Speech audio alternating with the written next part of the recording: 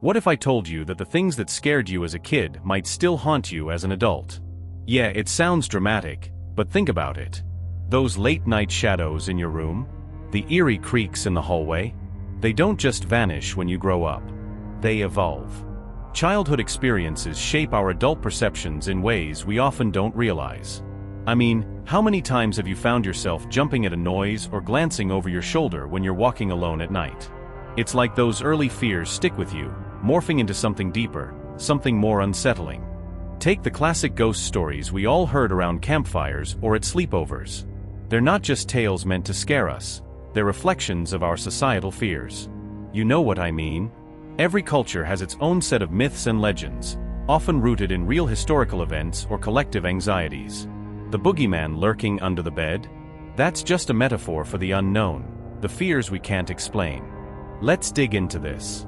Picture a kid growing up in a small town, hearing stories about a local ghost. It's not just a story, it's a part of the community's folklore.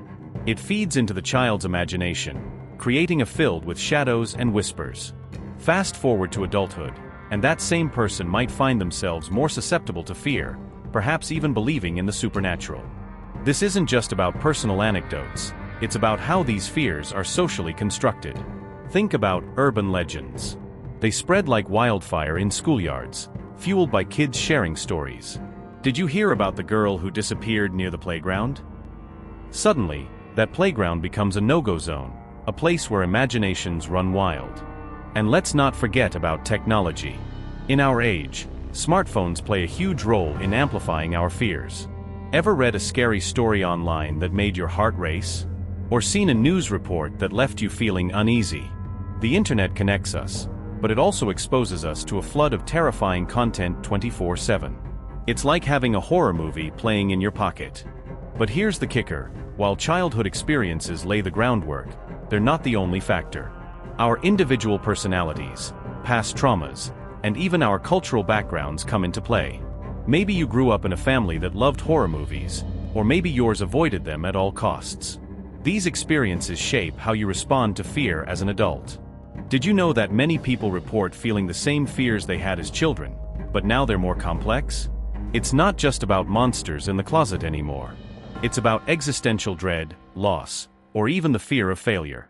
Those childhood fears can evolve into even more useful anxieties. Imagine this: you're at a party, and someone shares a story about a haunted house.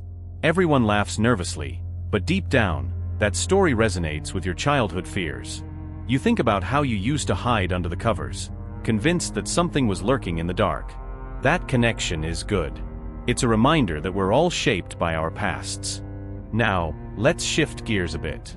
What about the psychological aspect? There's a theory called the fear of the unknown.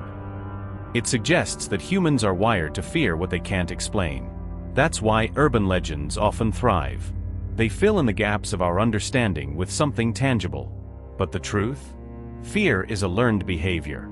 We pick it up from our surroundings, from the stories we hear, and from our own experiences. For instance, consider a child who witnesses a traumatic event. That experience can leave a lasting impression, influencing how they perceive danger as adults. They may develop a heightened sense of vigilance, always on the lookout for threats. Or on the flip side, they might become desensitized to fear. Now, I don't want to get too deep into psychology, but it's real how our brains process fear. The amygdala, that little almond-shaped cluster of nuclei in the brain, plays an important role in how we experience fear. It's like our personal alarm system. When something triggers it, whether it's a loud noise or a memory from childhood, it goes off. But let's come back to those childhood experiences. They're not just memories, they're building blocks of our adult fears. Ever notice how certain smells or sounds can transport you back to a specific moment? You catch a whiff of something that reminds you of your childhood home, and suddenly you're flooded with memories. That's how good these experiences are. And it's not just personal. Think about how cultural narratives shape our perceptions. Each culture has its own fears, often tied to historical events or societal issues. For example, in some societies, ghosts are seen as vengeful spirits, while in others, they're more benign. Those narratives inform how individuals in those cultures perceive fear. Now, let's dig into some regional myths. In Latin America, There's a tale known as La Llorona, the weeping woman who roams near rivers, crying for her lost children. This story not only scares kids, but also serves as a cautionary tale about the consequences of one's actions. It's a blend of fear and moral lesson, deeply rooted in the culture. Switching gears again, let's talk about modern technology. It's changed the game entirely. With social media and the internet, stories spread faster than ever. A local urban legend can go viral overnight, reaching people who might have never heard it otherwise. The fear is amplified, and suddenly, everyone is jumping at shadows. Think about it. You're scrolling through your feed, and you come across a video that claims to show a haunting. You can't look away, but at the same time, your heart races. That's the power of modern storytelling. It's immersive, and it taps into those childhood fears that never really disappeared. Now, let's not forget about the role of humor in all this. Sometimes, we cope with fear by laughing at it. It's a way to take the edge off, to make the scary stories feel less threatening. You know those horror comedy films? They're a perfect example. They remind us that while fear is real, it doesn't have to control us. So here's a thought. What if we embraced our fears instead of running from them? What if those childhood experiences shaped not just our anxieties, but also our resilience? Facing fears can lead to growth. It's like looking at that shadow and saying, "You don't scare me anymore." But let's not get ahead of ourselves. It's important to acknowledge that not everyone processes fear in the same way. Some people might find comfort in shared experiences, while others might recoil further into themselves. It's all about individual response. Now, let's wrap this up a bit. Those childhood experiences? They're like footprints on the path of our lives. They guide us, shape us, and sometimes trip us up.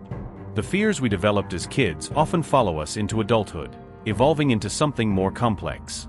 But here's a little twist. What if those fears could also be a source of strength? What if facing them head-on could lead to a deeper understanding of ourselves and our world? So, what do you think? Are those childhood experiences haunting you, or have they shaped you into who you are today? If you're vibing with this kind of content, go ahead and subscribe. You don't want to miss what's coming next.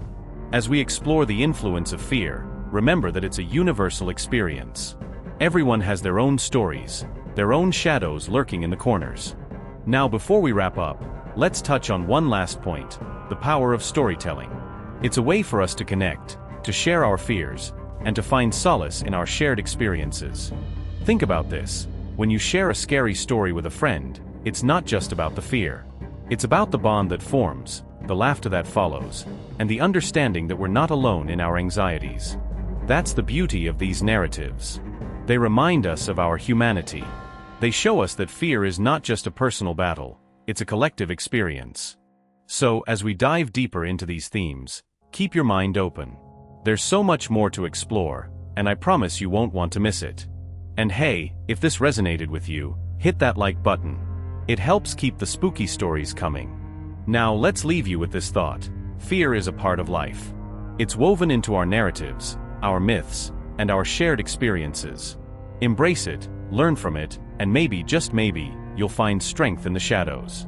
As we close out, remember to subscribe and activate notifications. You won't want to miss the next chapter in this exploration of fear and childhood experiences. Until next time, keep those lights on, and don't let the shadows get too close.